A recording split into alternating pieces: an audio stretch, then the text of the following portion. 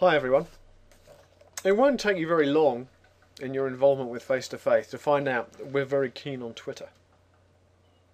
We use it all the time, and we encourage everyone who's involved, teachers, students, to use Twitter as well, to get out the message that we think is really important. That is, young people engaging in dialogue can be world-changing.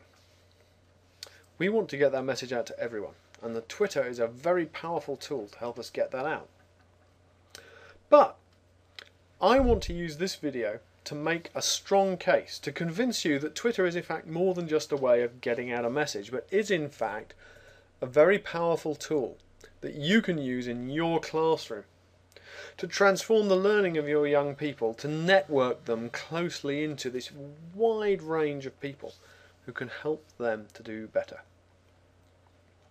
So, I want to start off by considering a few things about the way we approach the internet in school. Now, the information superhighway is just like a real highway.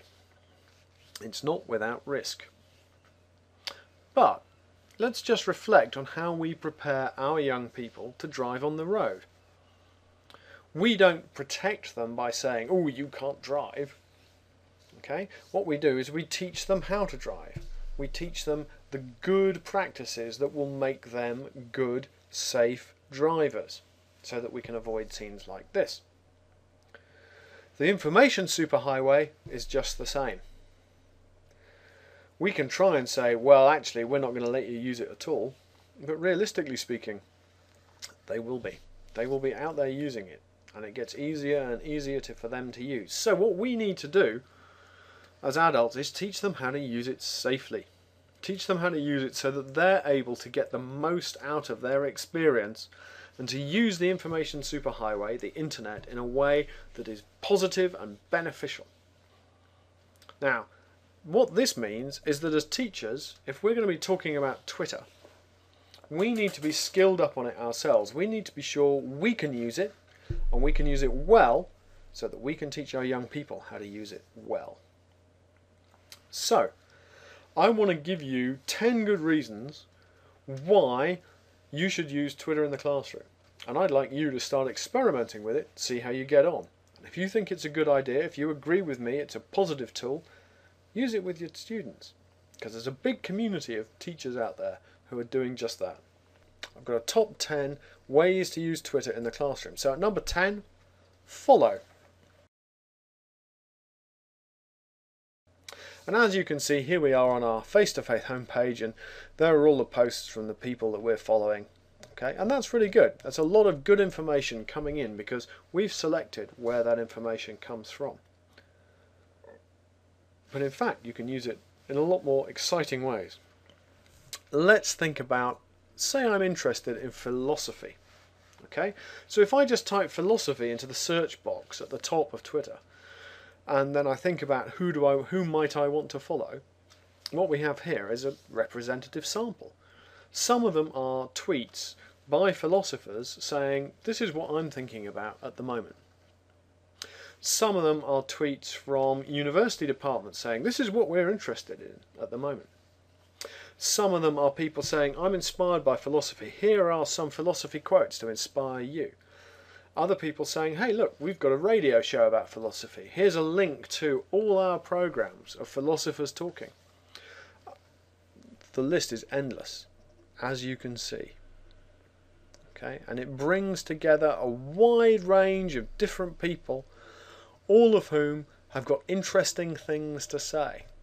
So remember, when we're thinking about following on Twitter, yeah, Justin Bieber and Lady Gaga may have more followers than anyone else, but there are an awful lot of other people out there, very interesting people, many of whom think it's important for them to be on Twitter. They're making the effort to be there. Maybe we should be there to read them. It doesn't just have to be subjects like this, though of course it's not just philosophy. Pretty much any subject has a list like this. We could in fact be saying, what can we do to help our students get into university? How can we help them to find out what's going on at universities? Well, look, here you will see a long list of universities that are out there and that have accounts on Twitter. Again, they all think it's worthwhile. They're all making the effort to use this as a way of getting information out. So, it might be worth following to find out what's happening in all those universities. What else could we look at? Well, I really like using Twitter to follow some inspiring people. One guy who inspires me is Sir Ken Robinson, a well-known educationalist. And if we put Ken Robinson into the search box, look what we get. First of all, we get a lot of tweets about him, things he's said, notes from keynote talks that he's done, people who've been inspired by him writing about him. Okay, so really, really great. Great thing to follow, because it means that instead of being at all those conferences, you can see what other people said. You can see that we've got videos and photos there as well. So if you want to see keynotes that he's done at conferences, if you want to see speeches he's done, you can find links to videos there. Or we can follow the man himself and see the things that he thinks are important, because that's what he's tweeting about. Okay? Now remember, Ken Robinson isn't the only important thinker out here. Okay? But he's a good example of someone who uses it well. What else could we use? Well, hashtags are great. Okay, I'm going to be referring to them a bit more later on, but here's a good hashtag, EdTech. If you follow EdTech, that's all about educational technology. So what you'll be seeing are tweets from thousands of people around the world who are interested in how we use technology in education. If you tweet using the hashtag EdTech, your tweet goes straight to them because they're interested in it. Obviously, face-to-faith is a hashtag you might want to find interesting, because that pulls together all of our community, our teachers and our students around the world who are tweeting about their face-to-faith experiences. Finally, here's a really good thing to do. If there's a conference you can't get to, you can follow that conference on Twitter. So here is the Global Education and Skills Forum, which is happening right now in Dubai. Here are tweets coming in from people who are there talking about their experiences, the things that they're listening to, the people that they're saying, interviews that they've done. It's brilliant stuff, and it enables you to be right there in the thick of it, even when you can't be physically present. Okay, number 9, ask good questions. Make sure you're using Twitter to ask questions. And you can ask a question to everyone on Twitter, though you might not necessarily want all the answers, but you can use hashtags to focus your questions. Say you have a question about educational technology, use the hashtag EdTech. It will go out there to people who are experts in the field. Okay? Perhaps you might want to ask particular people. You might want to say to Professor Richard Dawkins or to the Archbishop of Canterbury, why do you think that? And if your question is good enough, they'll probably get back to you. A lot of people do on Twitter. And number 8, share the things you're interested in. Because actually, if you're interested in them and you come across them on the internet, other people will be interested too. Going back to the EdTech thing, one thing a lot of people do is share blogs, share tools, share free programs that they've come across and say, hey, I've been using this in my classroom, I think it's great. Here's how I use it, what do you think? So there are lots of opportunities for you to share your ideas with everyone else. Number 7, celebrate. Celebrate what your students are doing. Share their great ideas, their achievements. Remember, an awful lot of people around the world think that young people are all negative. They have a very low opinion of young people. Whereas teachers, we know how great they can be. We can use Twitter to share the fantastic things, the inspirational things that our young people are doing, maybe with a wider audience. Remember as well, we can be safe. You don't have to mention names to say, I was impressed by my students talking about this or my students doing that. And number 6, network. Twitter's a great networking tool. You can use it to stay in touch with all the people in all the fields you're interested in. In the field of education, you can stay in touch with universities, with departments of education, with leading thinkers, with individual teachers, with people who are developing good practice, not just in your country, but in hundreds of countries. It's a fantastic thing. And remember, you can be feeding back into that as well. It's not just about take. we can share our good ideas. If you have a good lesson, if you come up with a good resource, use Twitter to share it. There will always be people out there who will be grateful for your ideas. Number 5, start using hashtags. Okay, that's when you know you're getting good at Twitter, is when you're good at using hashtags. If you use a hashtag on your question, you can focus it down to a group of people who will be interested in answering it. If you can use a hashtag on your idea, you can focus it on people who might be really interested in what you've got to say.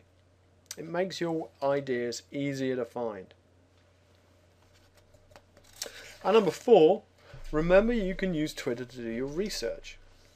And in several ways, you can follow hashtags so that you're at the forefront of a particular area of thought. Or you can stay abreast of the latest academic thinking. Okay, or political blogging, or even just current events. News is often tweeted first before it comes out anywhere else. You can stay abreast of what's going on right now by using Twitter. Number 3, live tweeting. So thinking about that conference I showed you, okay, there are people there who are live tweeting. They're saying to the rest of the world, this is what's happening for me now. You can use this as a great way of sharing the kinds of things you do in your school with everyone else. Say you're doing an event for something like Peace One Day or malaria. You can tie your school's event into a global network of people who are engaged in the same way by live tweeting what's going on. People will pick it up and tweet it around the world so that what your students are doing will become important for lots and lots of people, an example of how to do things. And number 2, remember to integrate. Integrate Twitter into what you're doing anyway. It's not just a standalone special tool. It should just be one other thing you're using in the classroom. So perhaps you can use it as a way, do it as a plenary at the end of the lesson. Students all have to come up with their own tweet of what have I learned in 140 characters or less. Share the best ones. Finally, remember Twitter is social. It has an interesting balance between formal and informal. So it's not just about sharing things. People will engage you in discussions. People will retweet your ideas. And they'll expect you to do the same back. So we all learn best when we learn with other people. Okay, that's what human beings do. And Twitter gives us a lot more people we can be learning with, both as teachers and as young people in our classrooms. So I hope that this fires you up with some enthusiasm to get out there and engage with Twitter and think about how you might use it to inspire, to enthuse and to stimulate your students. Thank you.